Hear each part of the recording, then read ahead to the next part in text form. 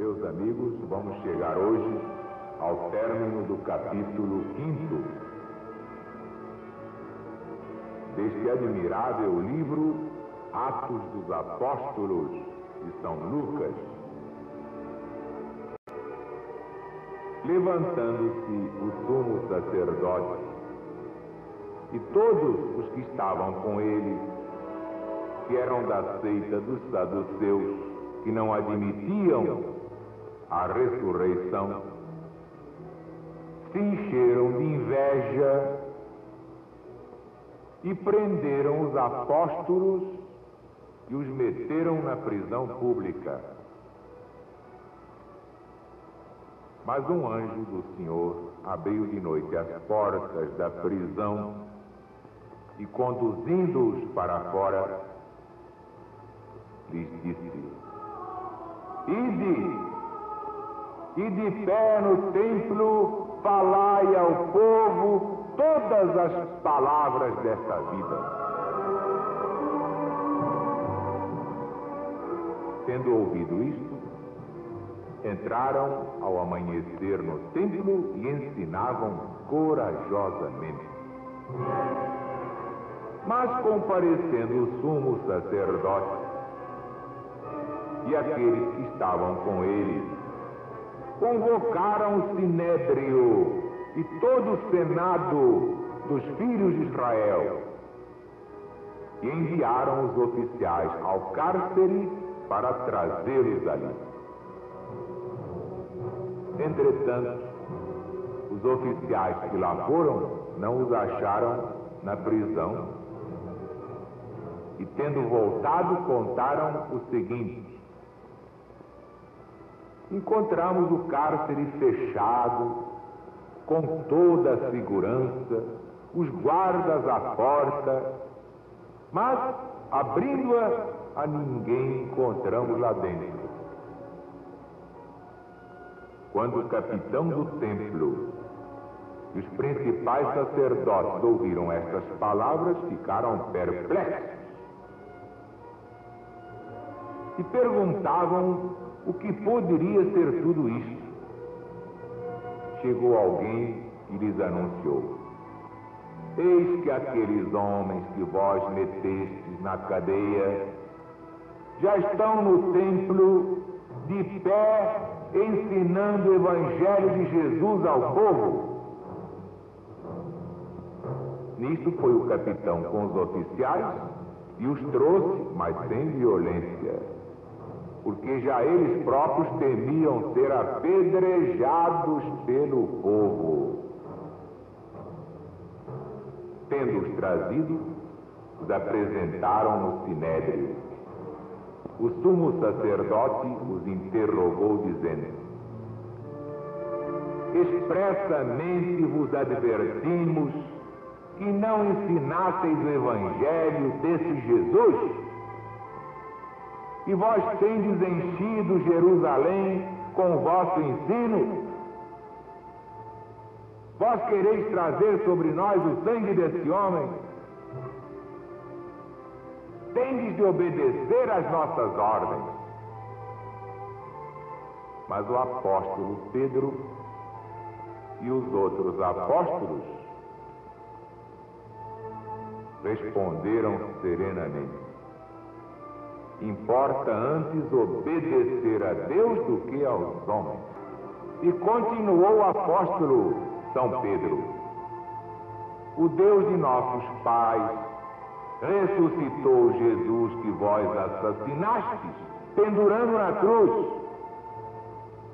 A este Deus elevou com a sua destra a príncipe e salvador para dar arrependimento a Israel e remissão de pecados. Nós somos testemunhas destas coisas, e bem assim o Espírito Santo que Deus deu àqueles que lhe obedecem. Mas eles, quando ouviram estas palavras, se enfureceram e queriam matá-los.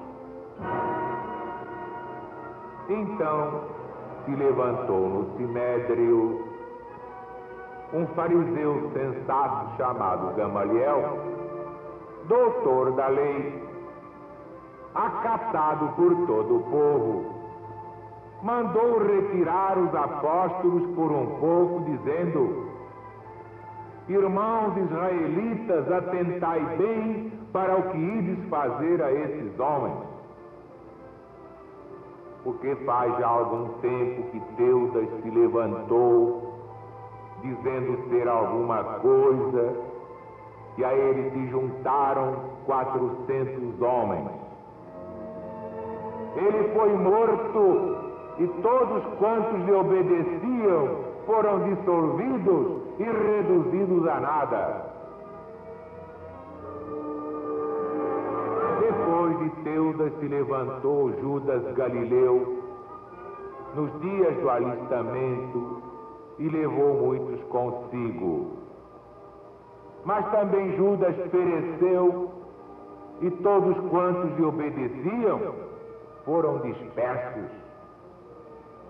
Portanto, irmãos, eu vos digo, não persigais esses cristãos, deixai-os pregar. Porque se esta obra é de homem, se desfará sozinha. Mas se é de Deus, não podereis desfazê-la. Não sejais, portanto, encontrados pelejando contra o próprio Deus.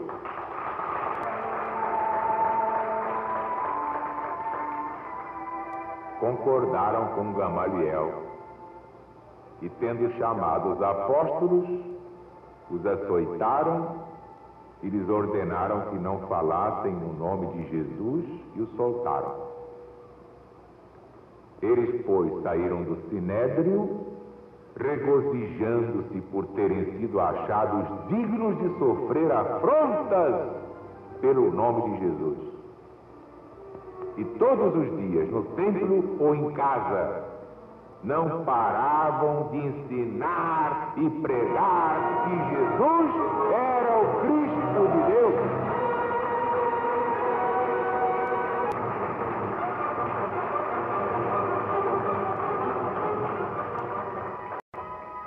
Meus amigos, meus irmãos, isso é uma coisa muito séria. A história se repete em pequenos ciclos, dentro de um grande ciclo. A Terra está girando, girando, girando. Não para de rodar no infinito. E a história se repete na RBD. Nós somos perseguidos por quê? Porque pregamos o evangelho autêntico, o evangelho do princípio, é esse aqui. Mas quando os fariseus modernos malhavam o irmão presidente, e o irmão presidente aguentava firme, é porque o negócio já está aqui, ó. Há 2000 anos também era assim. Jesus disse aos fariseus: vocês vão me matar, eu sei que vocês vão me crucificar, vocês vão querer destruir este templo, mas eu ressuscitarei depois de 3 dias. Eles duvidaram, porque ninguém jamais ressuscitou. Mas Jesus ressuscitou.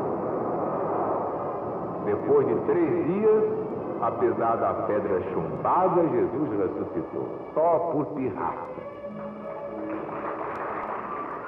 Então, os apóstolos ficaram com um muque desse tamanho.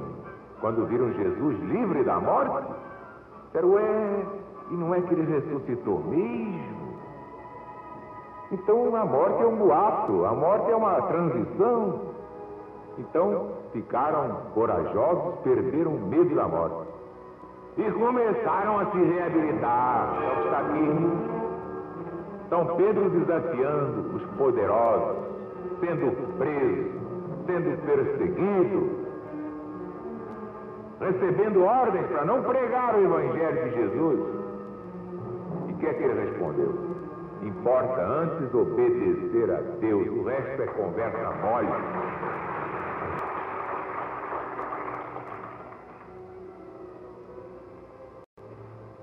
O próprio Jesus mandou um emissário angelical.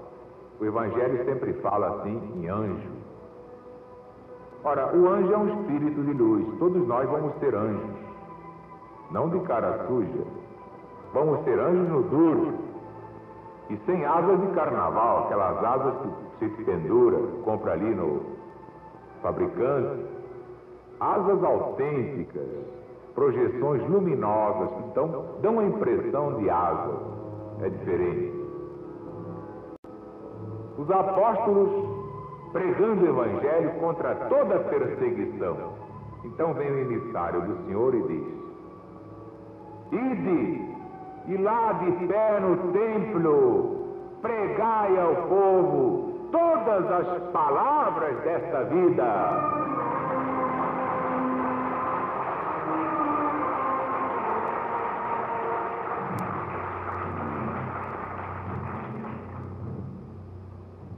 Também São Paulo, quando se converteu ao cristianismo, caiu do cavalo.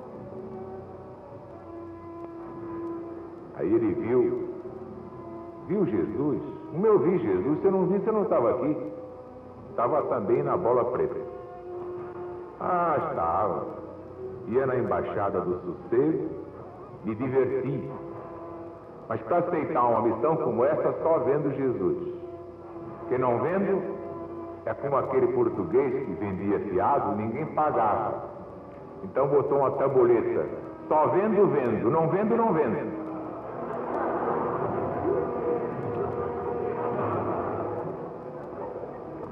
Pois bem,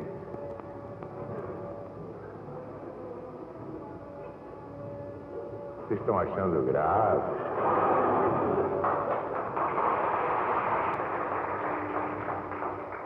Eu confesso a vocês, é aquela frase de Jesus: o espírito está pronto, mas a carne é fraca. Quer dizer, bem que o espírito, coitadinho, ele quer se aprumar e quer se elevar, mas a carne puxa para baixo. Olha que morenaço, vai lá, olha lá. Para que pregar a Bíblia? Pega aquilo lá, rapaz. Olha lá, tá vendo? Um joguinho na casa do seu Ernesto. Vai até 3 da madrugada e nos intervalos você toma uísque. Uísque do bom, escocês, Scotch. Que evangelho nada, vem pro joguinho. Olha, no sábado nós vamos ter uma reunião de bacanal, hein? Cada um leva uma mulata, arranje uma bem bonita. Negócio é assim, para que evangelho? Negócio é carnaval, é futebol, é cair no fandango, é fazer política, é fazer mexerico, é inventar fofoca, porque a carne é fraca. Jesus sabia disso. De modo que por que é que eu vou fazer exceção? Eu devia fazer tudo isso que os outros fazem. Que é a lei do menor esforço.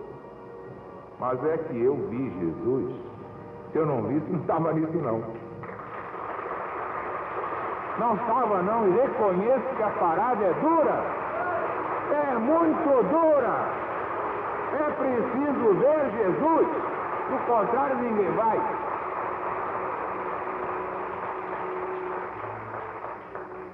Então, o velho rabino Saulo de Tarso também viu Jesus, caiu do cavalo como eu caí. Ah, quem vê Jesus cai do cavalo e muda de vida. Deixa o mundo de lado, trata de viver para o bem dos semelhantes. Porque a morte é certa, a única coisa certa é a morte. Tudo mais, fortuna, beleza, tudo passa. Muitas mulheres foram belas, hoje são bofes. É, são canhões. Muitos homens eram ricos, hoje estão pedindo emprestado. Muitos eram nobres na Rússia, hoje são garçons na Europa. Em Paris, em Berlim, em Roma. São como garçons. Mulheres que eram duquesas, marquesas, viscondessas, baronesas, hoje são governantas. Porque tudo passa, disse Jesus. Passa até o céu, passa até a terra, mas as minhas palavras não passarão.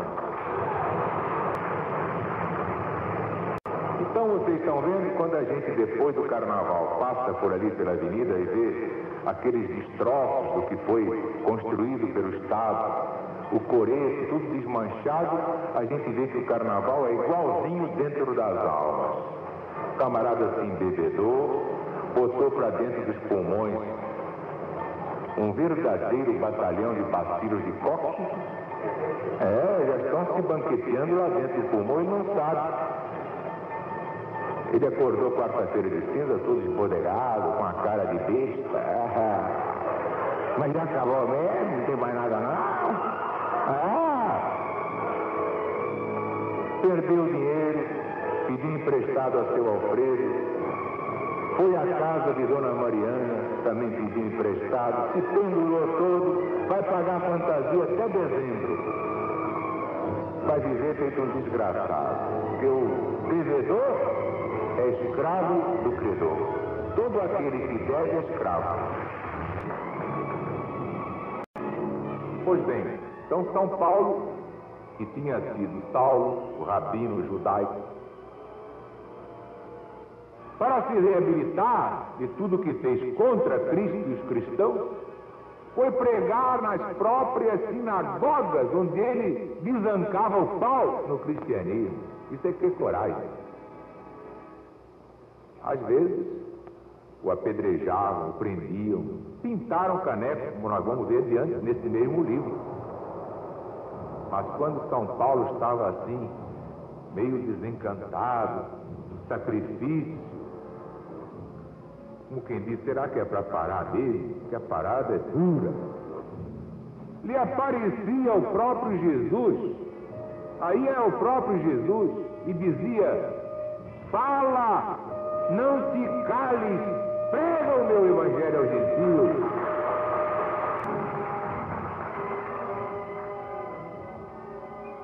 Mas o ponto grande aqui, neste capítulo 5, que hoje encerramos, é esse parecer do Gamaliel. Gamaliel, um fariseu sensato, vendo a fúria dos seus colegas que queriam condenar os cristãos, deu esta palavra espetacular: mas para que tanta bobagem? Por que perseguir esses cristãos? Se a obra deles é de Deus, ficará de pé. Se não é, cairá sozinha. Portanto, tende cuidado, porque se eles estão a serviço de Deus, vós estareis combatendo o próprio Deus.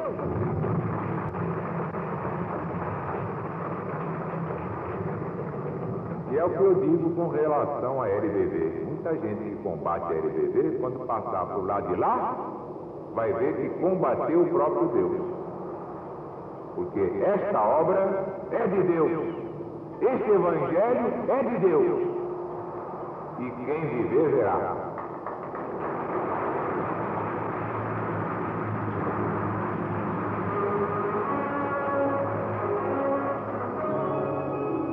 Aliás, para quem tem olhos de ver, já, analisando as esquemas de perseguições em todo o Brasil, contra uma obra que não tem dinheiro fácil, nem do Estado, nem do governo, tendo compromissos pesados a pagar, está de pé porque é de Deus.